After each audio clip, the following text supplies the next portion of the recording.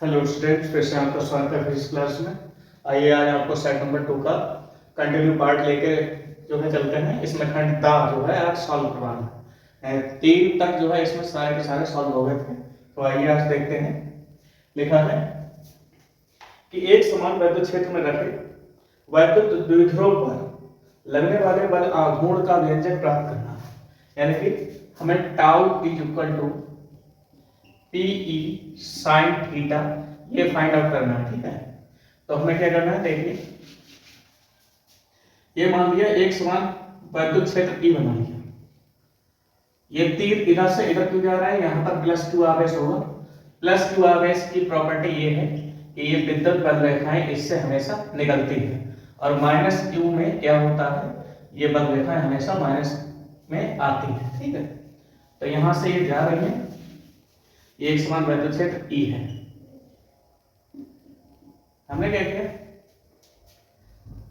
कोई एक द्विध्रुव, ऐसा द्विध्रुव लिया जिसके एक तरफ माइनस है और एक तरफ प्लस है।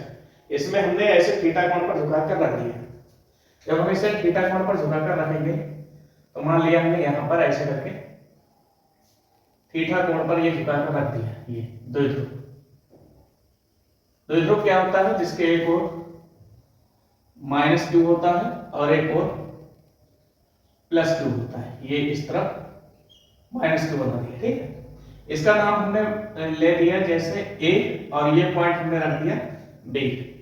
अब ये बताइए, प्लस हमेशा प्लस को जो है क्या करता है, प्रतिकर्षित करता है। तो जब प्रतिकर्षित करेगा, ये प्लस है ये भी प्लस है, इसे ये धक्का देगा इधर की ओर। ये प्लस है ये माइनस है, प्लस और माइनस के बीच हमेशा अट्रैक्शन होता है, तो ये इधर की ओर आएगा। ठीक है, तो इस पर इधर की ओर फोर्स अप्लाई होगा, तो एक बल यहां लगेगा और एक बल यहां लगेगा। तो जब ये बल लगेगा इस पर, या ऐसे बल एक इधर को लगेगा एक इधर को लगेगा, तो ये बल क्या करेगा, इसे ऐसे करके रोटेट करा देगा। तो जब ये रोटेट कराता है तो इसी को हम कहते हैं बल आघूर्ण, यानी बल लगाकर क्या कर दिया, आघूर्ण करा दिया, यानी घूर्णित करा दिया। ठीक है, तो चलिए यहां पर हम क्या करें, एक अभिलंब डालते हैं। इसे मान लिया हमने पॉइंट सी और ये इससे मिला दिया। हमें ये दूरी केवल फाइंड आउट करनी होती है, तो हमने ये जो है यहाँ पर कोण मान लिया है थीटा। अब हम क्या करेंगे, इस चित्र के ही नीचे क्या लिख देंगे, चित्र से क्या हो जाएगा, अगर हमें साइन थीटा निकालना है तो साइन थीटा क्या होता है, लंब बटे आधा। ठीक, तो देखिए लंब क्या है हमारे पास, लंब हमारे पास पता नहीं, इसका मान हमने ले लिया BC। ये पॉइंट B है और ये C है, इसलिए इसका नाम रख दिया हमने BC। आधा क्या है, A पॉइंट ये है, C पॉइंट ये है, तो ये AC रख दिया। अच्छा, द्विध्रुव की जो लंबाई होती है वो हम क्या मानते थे, 2 है, यहां से यहां तक। एक मिनट, लंब बटे कर्ण होता है, सॉरी लंब बटे कर्ण होता है, तो ये हो जाएगा AB। ठीक है, तो यहां से क्या हो जाएगा, sine theta is equal to लंब क्या है हमारे पास, BC है जो कि हमें फाइंड आउट करना है। AB क्या है हमारे पास, ये क्या है 2 है। तो यहां से अगर हम देखेंगे, यहां से अगर हम BC की वैल्यू देखेंगे, BC तो ये 12 बटे में है, इधर आएगा क्या में हो जाएगा, गुणा में, तो ये हो जाएगा साइन थीटा। तो ये वैल्यू जो हमारे पास आ गई है, ये आ गई है 2L साइन थीटा, यहां से यहां तक। इसी प्रकार जब हम cos थीटा लेंगे तो ये आ जाती है 12 cos थीटा। तो चलिए इसकी हमें कोई आवश्यकता नहीं है, तो हमने क्या किया, माना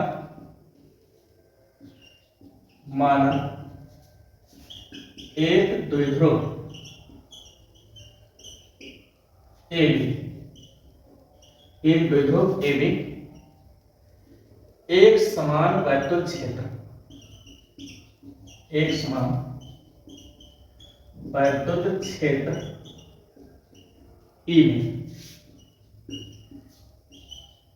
थीटा कोण पर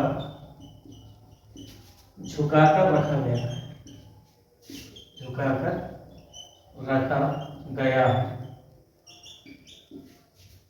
ठीक, जिसकी कुल लंबाई 2l है। इसके बिंदु, अब की ये कोई डेफिनेशन, ये चीज अगर आएगी तो हम वीडियो पॉज करके जो है यहाँ पर रोक के लिख दिया करेंगे, ठीक है, जिससे वीडियो लंबी नहीं होगी। ये इसके बिंदु ए पर -q तथा बी पर +q आवेश रखा है, आवेश रखा है, ठीक है। तब वैद्युत क्षेत्र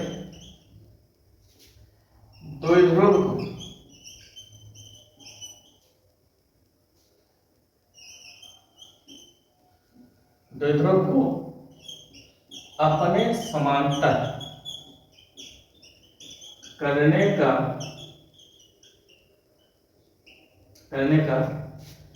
प्रयत्न करेगा, ठीक है। तो इतना आप स्क्रीनशॉट लीजिए, उसके बाद लिखते हैं। प्रयत्न करेगा के बाद इसे ही बल युग्म आघूर्ण कहते हैं, बल युग्म आघूर्ण कहते हैं। अतः जो बलयुग्म आघूर्ण होता है, बलयुग्म आघूर्ण जो होता है उसे हम कहते हैं टाउ। टाउ बराबर क्या होता है, किसी भी एक बल का परिमाण, कोई भी एक बल, ये या ये, ठीक है, और फिर बलों के क्रिया रेखा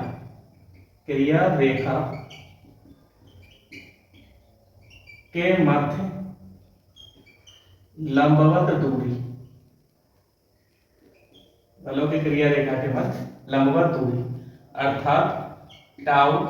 बल क्या होता है, बल है हमारे पास F, बलों की क्रिया रेखा। देखो इस बल की क्रिया रेखा क्या है, ये वाली है, ये क्रिया रेखा। इस बल की क्रिया रेखा कौन सी है, ये वाली है। तो इस क्रिया रेखा और इस क्रिया रेखा के बीच लंबवत जो दूरी है वो हमने निकाली थी 2l sin थीटा। तो यहाँ पर क्या हो जाएगा हमारे पास 2l sin थीटा। लेकिन आपने वैद्युत क्षेत्र में पढ़ा है F = Q × E पढ़ रखा है, तो यहाँ पर हमारे पास हो जाएगा टाउ = Q × E और फिर 2l sin थीटा। देन हम क्या करेंगे, Q × 2l ये पास में ले लेंगे और फिर इसके बाद हो जाएगा E sin थीटा। इसके बाद चित्र की कोई आवश्यकता नहीं, ये इतना आप जो है अच्छे से नोट कर लें। अब शायद आपको पता हो कि वैद्युत द्विध्रुव आघूर्ण जो होता है Q × 2l होता है, वैद्युत द्विध्रुव आघूर्ण, ये चीज। तो इसलिए टाउ = हमारे पास क्या हो जाएगा, Q × 2l के स्थान पर हम क्या लिख देंगे, electric dipole moment P and E sin theta. यही हमें जो है फाइंड आउट करना था, जो कि यहाँ पे समक्ष रखा है। अगर इससे आगे आपसे ये कहते हैं कि इसका सदिश रूप भी ज्ञात कीजिए, तो सदिश रूप के लिए आपको शायद पता होगा A B sin थीटा, ये क्या होता है, ये होता है A × B होता है। तो इसलिए PE sin थीटा ये क्या हो जाएगा, P × E हो जाएगा। ये आपने जो है 11वीं कक्षा में पढ़ा है, सदिश योग के त्रिभुज नियम वाले में या सदिश विश्लेषण वाले पाठ में ये आपने पढ़ रखा है अच्छी तरीके से। तो इसलिए ये जो टाउ है, ये टाउ क्या हो जाएगा, P × E। अब एक बात आपको और बताएं, जब दो सदिश राशियों के मध्य क्रॉस साइन लग जाता है तो सामने वाली जो राशि होती है वो भी एक वेक्टर क्वांटिटी होती है जो कि सदिश राशि कहलाती है, ठीक है। अगर इसके बीच में डॉट लगा होता तो सामने वाली जो राशि होती है वो अदिश राशि कहलाती। जैसे आपने शायद पढ़ा हो W = F × D, यानी कि फोर्स इनटू डिस्प्लेसमेंट। तो इनका जो डिस्प्लेसमेंट मतलब सामने जो वैल्यू आई है वो क्या आई है, एक अदिश राशि आई, इसके इसलिए इसके ऊपर हमने कोई एरो का साइन नहीं लगाया। तो यही आपको सिद्ध करना था। कभी कभी ये फार्मूला दे दिया जाता है कि हाँ ये सिद्ध कीजिए, तो भी हमें यही सब कुछ करना होता है। ठीक है, तो देखिए अगला सवाल देखते हैं क्या कहता है। देखिए अगला सवाल लिखा है कि 12 सेंटीमीटर त्रिज्या के एक वृत्ताकार कुंडली के केंद्र पर, अच्छा सबसे पहले हम वृत्ताकार कुंडली की त्रिज्या लिख लेते हैं। जो हमारे पास रेडियस है वो कितनी है, 12 सेंटीमीटर। इसे जब हम मीटर में एक्सचेंज करेंगे तो 100 से इसे डिवाइड कर देंगे तो ये हमारे पास आ जाएगा मीटर। तो इसे हम ऐसे भी लिख सकते हैं 12/10⁻² मीटर, और जब ये 10⁻² ऊपर जाएगा तो ये हो जाएगा 10⁻−2 मीटर। कभी कभी हम अब हम इसे डायरेक्ट लिख लिया करेंगे। ठीक है, तो यहाँ पर त्रिज्या भी आ गई। उसके बाद हमारे पास क्या है, केंद्र पर चुंबकीय क्षेत्र, जो चुंबकीय क्षेत्र की वैल्यू है, चुंबकीय क्षेत्र E का मान है वो कितना है, ये दिया रखा है 0.5 गुणा 10⁻⁻4 टेस्ला दिया रखा है। इसके बाद कुंडली के तल के लंबवत ऊपर की ओर है। अच्छा, कुंडली के तल के लंबवत ऊपर की ओर, ये कुंडली का तल है और चुंबकीय क्षेत्र इधर की ओर है। चलिए ठीक, चुंबकीय क्षेत्र से इधर की ओर है। तो हमसे कह रहा है कि कुंडली में प्रवाहित धारा का मान एवं दिशा ज्ञात करें। सबसे पहली बात तो हमें धारा का मान, सबसे पहले हम धारा का मान ज्ञात कराते हैं, उसके बाद दिशा के बारे में समझाते हैं। तो आपको शायद पता है वृत्ताकार कुंडली के लिए, वृत्ताकार कुंडली के लिए जो चुंबकीय क्षेत्र की तीव्रता व चुंबकीय क्षेत्र का मान होता है μ0/2r। अगर केवल तार होता तो तार के लिए क्या होता है, B = μ0I और बटे में 2π। बस वृत्ताकार में पाई नहीं लगता है, लेकिन तार के लिए पाई लग जाता है। सेंस टू सेंस यही जो है इसका फार्मूला हो जाएगा। चलिए फिर अब यहाँ पर क्या करेंगे, ये हम चित्र यहाँ बना दे रहे हैं, ये यहाँ बना दिया, चुंबकीय क्षेत्र इधर की ओर है। ठीक है, तो μ0 की वैल्यू याद रखना, μ0 की वैल्यू यहाँ लिखते हैं, यहाँ लिखते हैं μ0 की जो वैल्यू होती है वो 4π × 10⁻⁻7 न्यूटन पर एम्पियर स्क्वायर होती है, ये याद रखना। तो इसकी वैल्यू हो जाएगी 4π × 10⁻⁻7। आई की वैल्यू जो है वो कितनी है, अच्छा आई की वैल्यू फाइंड आउट करनी है। चलिए ठीक है, तो यहाँ पर हम B का मान रखते हैं। B का मान कितना है, 0.5 गुणा 10⁻⁻4। μ0 की वैल्यू है 4π × 10⁻⁻7। आई की वैल्यू हमें ज्ञात करनी है। यहाँ पर 2 इंटू में रेडियस, रेडियस कितनी है, ठीक है 12 × 10⁻⁻2। जब हम इसे हल करेंगे तो सबसे पहले हम आई की वैल्यू को अलग कर देंगे। इतना स्क्रीनशॉट लीजिए आप। ठीक, इसके बाद जो है सारा का सारा हमने मान लिख दिया। यहां से हम क्या करते हैं, मार्कर थोड़े खराब हुआ है इसलिए बहुत आवाज कर, इसकी गुणा इससे कराएंगे 0.5 गुणा 10⁻⁻4 की गुणा हम किससे कराएंगे, 2 12 10⁻⁻2। ये 4π × 10⁻, ये आ जाएगा नीचे। अब देखिए 5 × 10 होता है तो 1.0 हो जाएगा, क्योंकि 1 के बाद 10 गुणा में फिर क्या है 12। 12 की भी गुणा जब 1 से कराएंगे तो हमारे पास टोटल वैल्यू आ जाएगी 12। 10⁻2 और 4 6 हो जाएगा, और ये 10⁻⁻7 है, ऊपर जाएगा प्लस में हो जाएगा, नीचे क्या आ जाएगा 4π 4 3 12। ठीक है, तो यहाँ हो जाएगा 3 और गुणा में 7 में से 6 गया, कितना बचा केवल 10। यहाँ पाई है, पाई की वैल्यू होती है 3.14। तो इसे जब हम हल करेंगे तो 30/3.14 आ जाएगी। जब इससे इसको डिवाइड करेंगे तो 9.55 एम्पियर आ जाएगी। अब इसकी जो है दिशा बताते हैं, दिशा किधर की ओर होती है। दिशा देखिए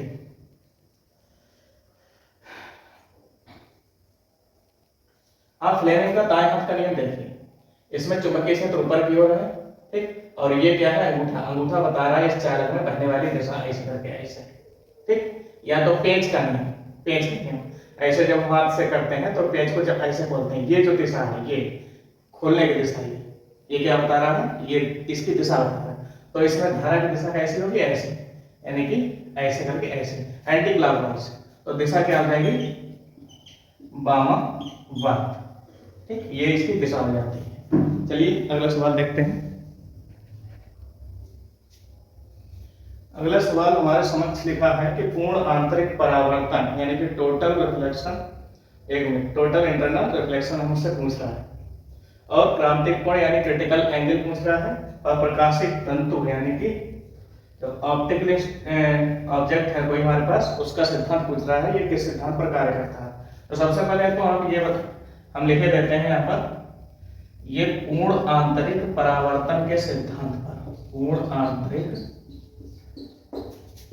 परावर्तन के सिद्धांत पर कार्य करता है, ठीक है, ये आप लिख लेना, नीचे का दिख रहा है आपको, ये देखिए, हाँ ठीक है, सिद्धांत पर कार्य करता है। कैसे, क्योंकि प्रकाशिक तंतु क्या होता है, एक पाइप होता है पतला सा, उसमें क्या होता है, प्रकाश की किरण ऐसे जाती है और ऐसे करके टकरा टकरा के जो है इसी में ऐसे जाती है। तभी तो आपने एक देखा होगा, बहुत पुराने जमाने में चलता था, अभी भी शायद चलता है, ऐसा करके उसमें ऐसा सीके निकली हुई होती थी ये, तो यहाँ से जब टॉर्च लगती थी तो यहाँ पर हम देखते थे ये जो है ऐसे करके फूल जैसा बन जाता, प्लास्टिक के पाइप होते थे छोटे छोटे, तो इसमें इसका उजाला जो है सीधे ना जा करके इसमें से होते हुए यहाँ पर हमें दिखाई देता था। तो ये इसी घटना के कारण यानी पूर्ण आंतरिक परावर्तन के कारण हमें ये यहाँ पर उजाला इसका किनारों पर दिखाई देता था, ठीक है। तो ये वही है प्रकाशिक तंतु, ये क्या होता है आपको दिखाई देता है। चलिए अब सबसे पहले हम समझते हैं क्रांतिक कोण क्या होता है। देखिए आपको पता है, अगर मान लिया ये सघन माध्यम है और ये क्या है विरल माध्यम। सघन माध्यम क्या होता है, जिसमें कण बहुत अधिक नजदीक होते हैं यानी भीड़ वाला इलाका, और विरल माध्यम क्या होता है जिसमें कण बहुत बहुत दूर होते हैं यानी कि कम भीड़ वाला इलाका, ठीक है। तो ये इसका अभिलंब है और ये यहाँ पर हमने ये सघन माध्यम इस प्रकार से यहाँ पर बना दिया जिससे पता लगे यहाँ यह कण है, ये कण दूर दूर है। अब जब प्रकाश की किरण, आपको पता होगा जब प्रकाश की किरण सघन माध्यम से विरल माध्यम में जाती है तो वह अभिलंब से दूर हटती है, तो ये ऐसे ना जा करके ये थोड़ी ऐसी हो जाएगी, थोड़ी सी तिरछी हो जाएगी, ठीक है। अब हम क्या करें, थोड़ा और ऊपर बढ़ जाए, यानी कि यहाँ से प्रकाश की किरण अगर यहाँ से डालें तो ये किरण और थोड़ा इधर हटेगी। अब हम क्या करें, और थोड़ा इधर बढ़ जाए तो ये किरण जो है यहाँ पर ये हो जाएगी। तो कहने का मतलब ये है, अगर हम यहीं से किरण डालें, ये किरणें हटा दें, ये ऊपर वाली दोनों किरणें हटा दें, यहाँ पर हमारे पास जो अपवर्तन कोण का मान आ गया है वो कितना आ गया है 90 डिग्री। तो यहाँ पर जो आपतन कोण होगा उस आपतन कोण को ही हम क्या कहते हैं, क्रांतिक कोण कहते हैं। यानी कि सघन माध्यम से वह आपतन कोण जिस पर अपवर्तन कोण का मान 90 अंश हो जाए या समकोण हो जाए वो क्या कहलाता है, क्रांतिक कोण कहलाता है। तो क्या है, हम यहाँ परिभाषा लिखते हैं, सघन माध्यम में बना वह कोण जिसके कारण अपवर्तन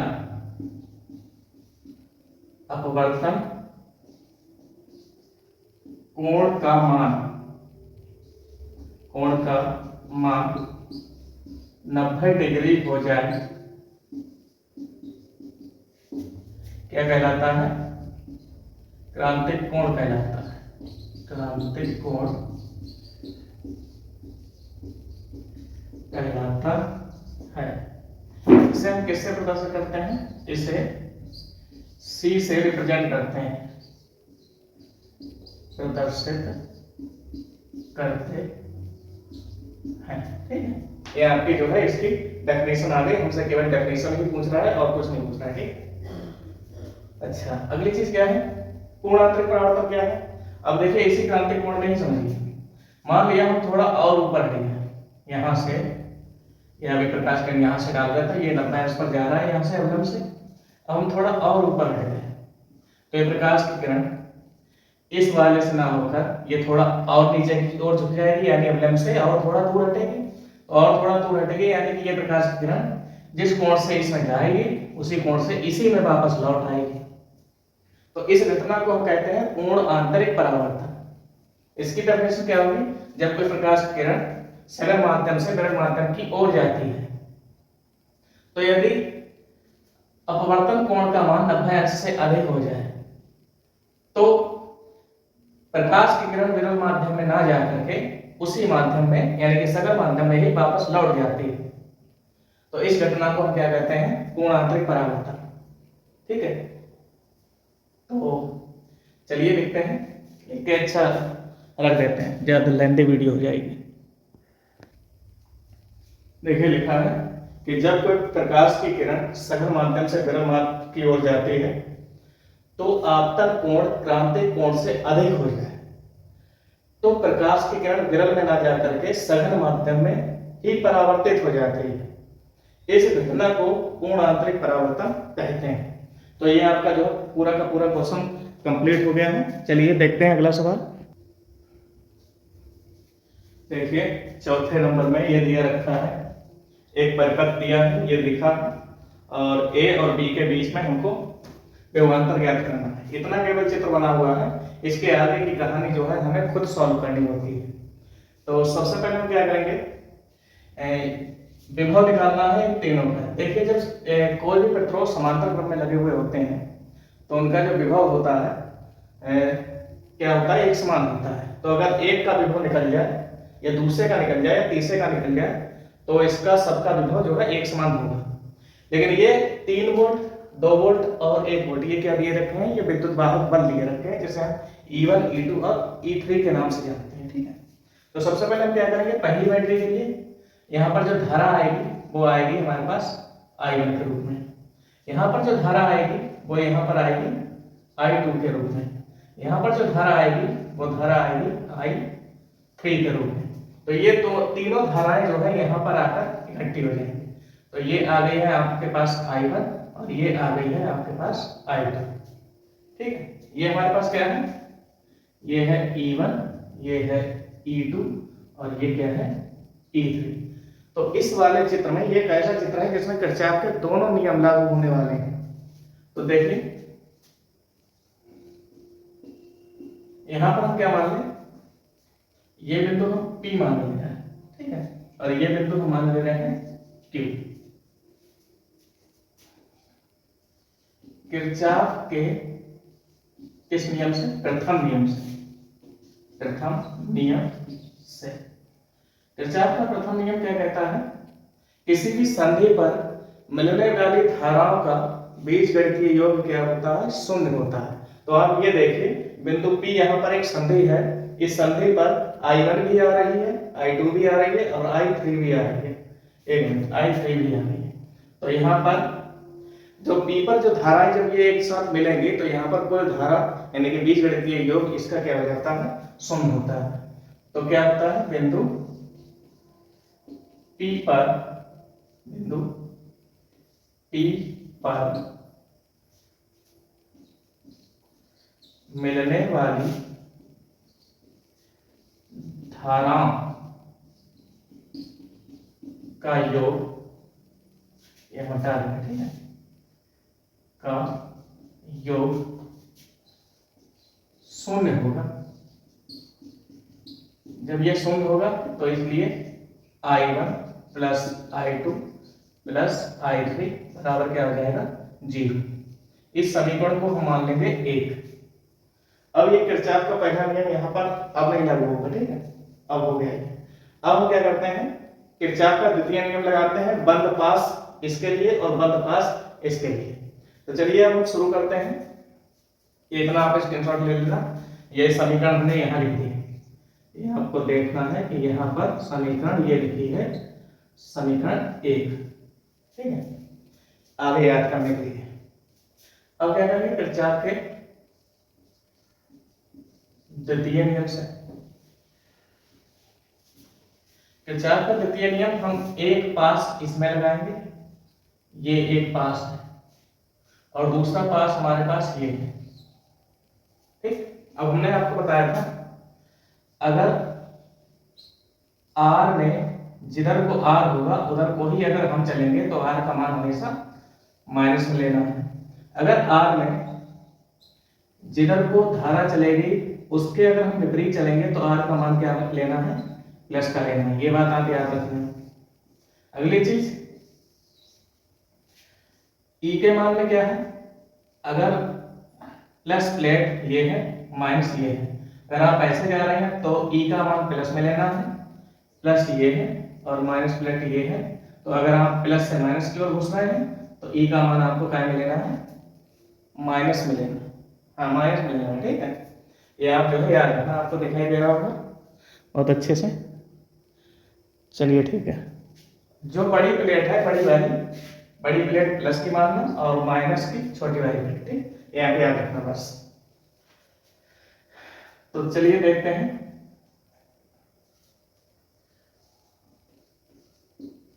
बंद लूप एक में, ये आपके पास एक लूप है, इसमें इधर से ऐसे करके घूम के चलना है। ठीक है, तो ध्यान से समझना। सबसे पहले हम इस वाले तार में देखेंगे कुछ नहीं मिल रहा है, लेकिन इस वाले तार में हमें धारा मिल रही है और प्रतिरोध मिल रहा है। प्रतिरोध क्या है हमारे पास, 1 ओम का, तो 1 ओम का हमने प्रतिरोध लिख दिया। इसके संगत धारा कौन सी है, I2। I2 भी चलो लिख दें, लेकिन आप देखिए कि जिधर को धारा है हम उसके विपरीत उधर को जा रहे हैं। ये देखिए तीर लगा, तीर ऐसे करके हम ऐसे जा रहे हैं ऐसे। ठीक है, तो ये वाली चीज हमें क्या में लेनी है, ये वाली चीज हमें प्लस में लेनी है। चलिए प्लस में लिखते हैं। आगे हमारे पास मिला है एक विद्युत वाहक बल E2, इसमें क्या हो जाएगा, 2 वोल्ट मिला है, लेकिन हम प्लस से माइनस की ओर जा रहे हैं। अगर हम प्लस से माइनस की ओर जाते हैं तो ये माइनस का लेते हैं, यानी कि ये माइनस का 2 वोल्ट हमने ले लिया। चलिए, इसके बाद इस वाली भुजा पे है कुछ नहीं मिला, लेकिन इस वाली भुजा पे हमें एक 3 वोल्ट का विद्युत वाहक बल मिला। माइनस प्लेट से प्लस प्लेट की ओर आ रहा है, माइनस से प्लस प्लेट की ओर आ रहा है, तो E का मान क्या लेना है, प्लस का।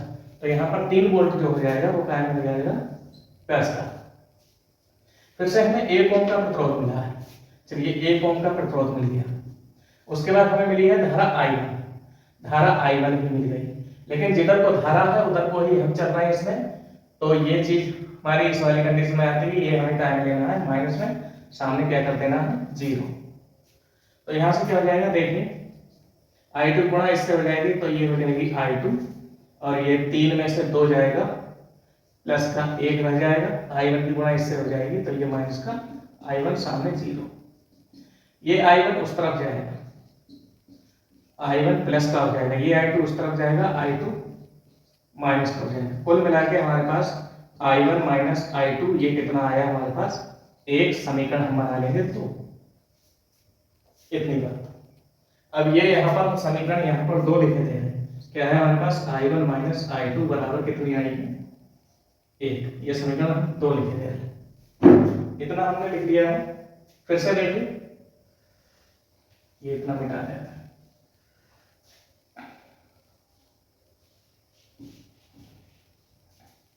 अब देखिए पुनः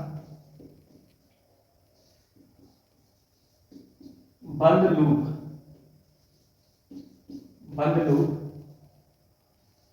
2 में, जब हम 2 में देखेंगे तो ध्यान से आप देखना। सबसे पहले हम इस वाली भुजा पे चलते हैं, इस पे कुछ मिला, इस वाली भुजा में आया हमें एक प्रतिरोध मिल गया, इसका मान है 1। इसके संगत धारा कौन सी है हमारे पास है, इसके संगत धारा I3। इसमें इधर को धारा है, इधर को हम है, इधर को धारा है लेकिन इधर को हम है, तो R का मान क्या मिलेगा, प्लस में, इसलिए ये प्लस का हमने लिखा। ठीक है, फिर अगली चीज हमें मिला है विद्युत वाहक बल, यानी कि E मिला है।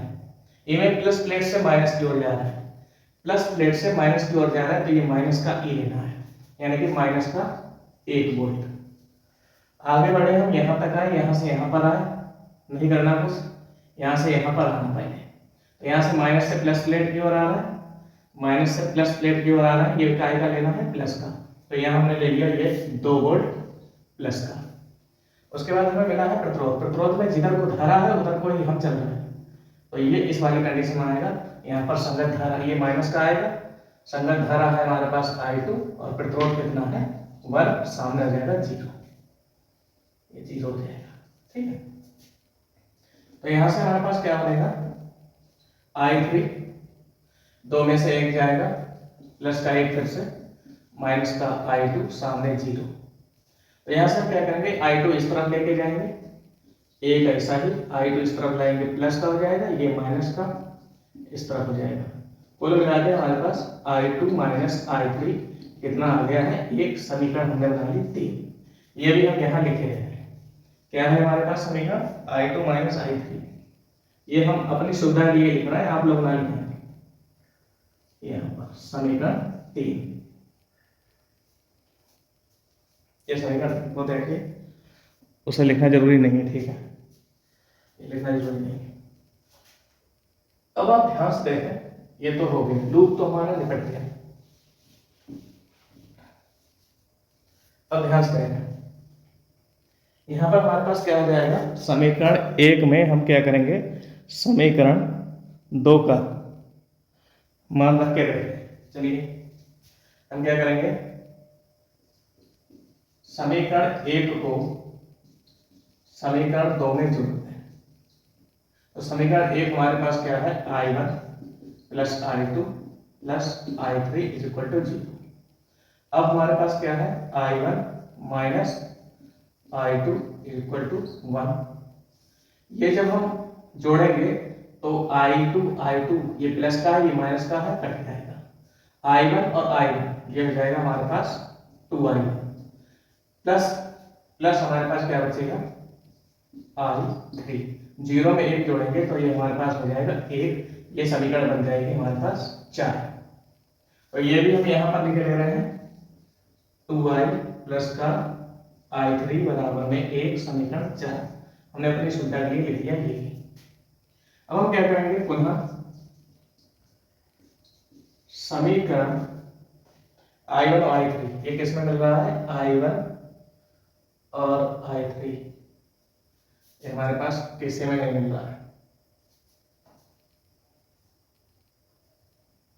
I1 I3।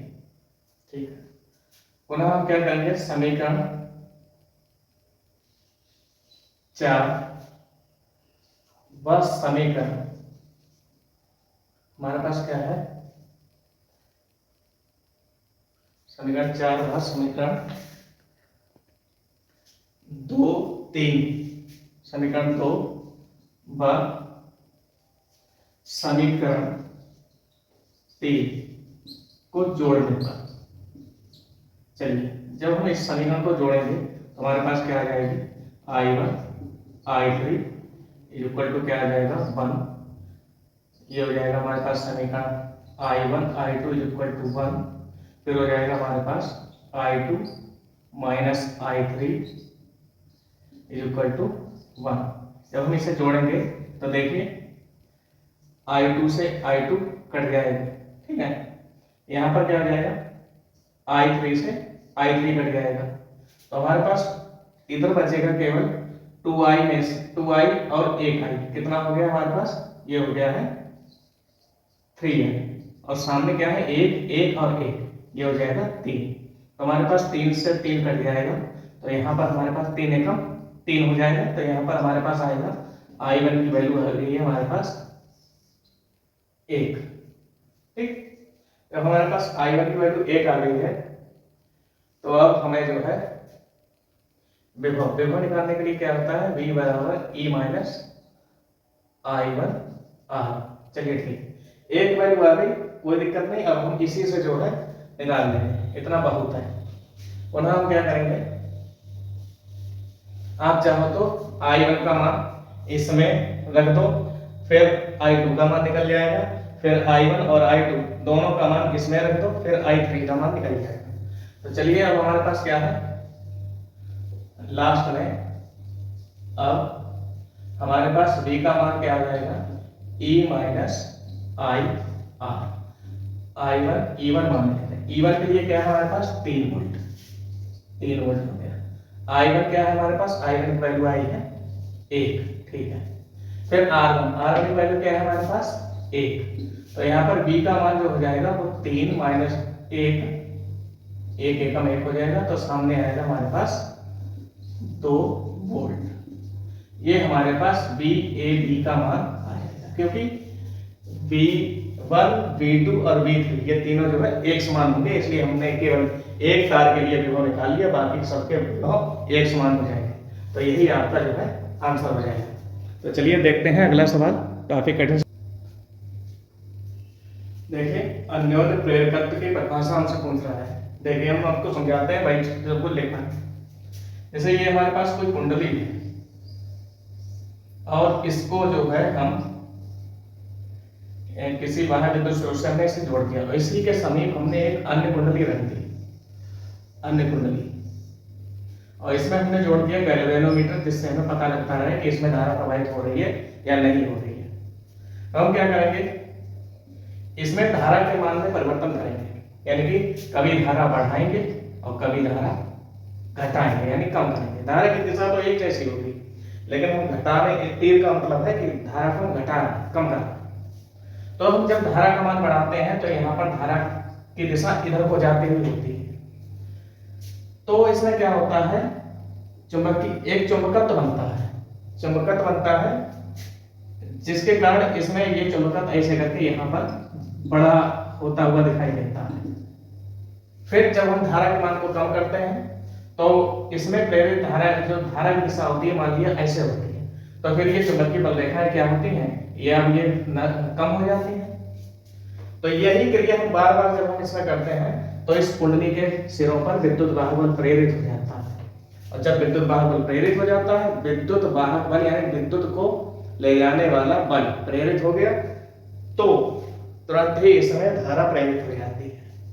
इस संपूर्ण घटना को ही हम क्या कहते हैं, अन्योन्य प्रेरकत्व कहते हैं। बहुत बढ़िया करके परिभाषा ली हुई है, आप जो है आराम से लिख लें, समझ में भी आ गया।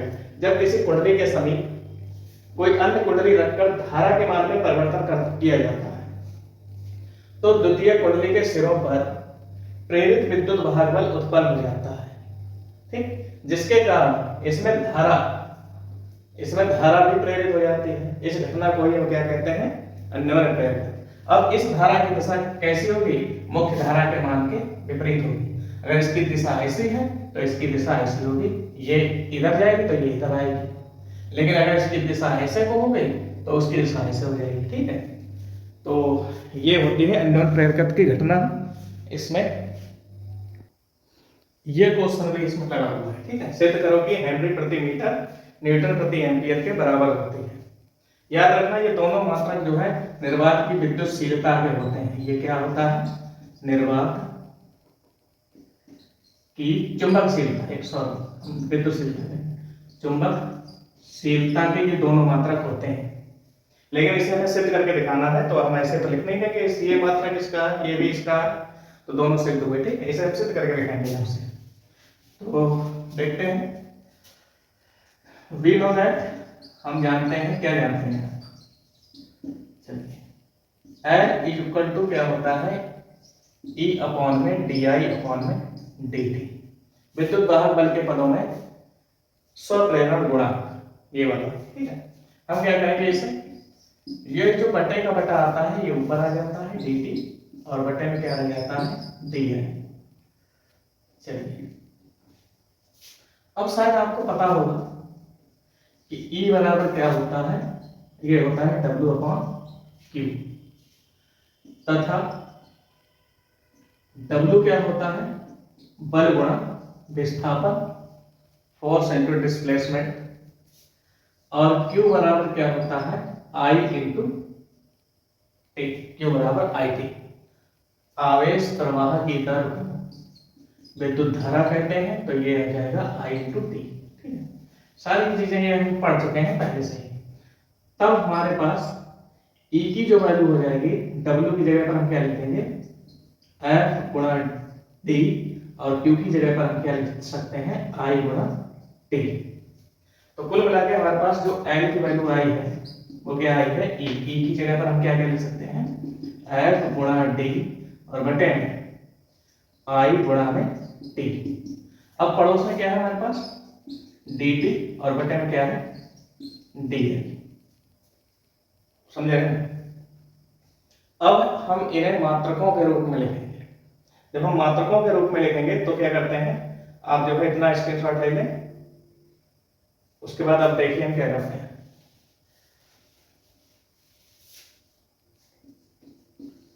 सभी पदों के या सभी भौतिक राशियों के मात्रक लिखने पर, जब हम सबके मात्रक लिखेंगे तो एन होता है 100 प्रेरक, इसका मात्रक होता है हेनरी, सामने इसका मात्रक होता है न्यूटन। ये डिस्प्लेसमेंट है यानी कि दूरी है, मतलब विस्थापन है, विस्थापन का जो मात्रक होता है वो मीटर होता है।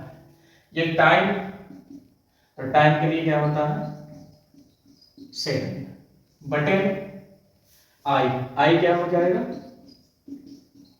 एम्पियर। टी फॉर टाइम यानी कि सेकंड। फिर क्या है कि धारा परिवर्तन यानी कि फिर से एम्पियर, फिर से एम्पियर। ठीक है, तो ये सारी चीज हम मात्रक के रूप में लिख दिया हमने इसे। ठीक है, तो यहां से हम क्या करेंगे हेनरी ऐसे ही रहने थे और ये वाला जो मीटर है ये वाला मीटर हम इधर उठाना है। अब हमारे पास जो सामने बचेगा देखिए सेकंड से सेकंड कट गया, ये तो मीटर कहाँ गया इधर आ गया। अब ऊपर क्या बचेगा हमारे पास न्यूटन प्रति एम्पियर और एम्पियर स्क्वायर। यही हमें सिद्ध करना था, हैंस प्रूव्ड। ठीक, चलिए अगला सवाल देखते हैं। अगला क्या, वीडियो बहुत लंबी हो गई है तो 5 और 6 कल कोशिश करते हैं करने की। ठीक है, तो आज के लिए बस इतना ही, बाकी का कल होगा। इतना आप जो है जरूर पढ़ लें और अपने दोस्तों को शेयर जरूर कर दें। Thank you.